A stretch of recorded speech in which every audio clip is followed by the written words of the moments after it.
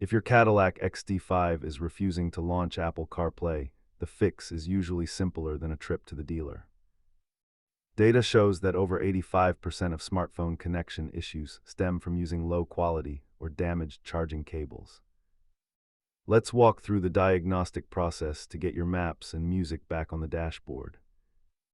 Follow these 4 steps to reset the handshake between your iPhone and the Cadillac user experience system.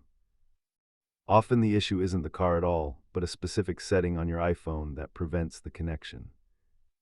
Physical hardware checks are next, starting with the port on your phone and the cable itself. If wireless CarPlay is failing on your XT5, switching to a wired connection is the best temporary fix.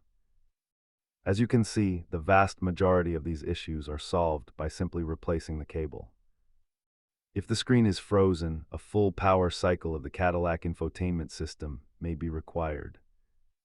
Keep these 3 things ready to ensure your XT5 and iPhone stay perfectly synced.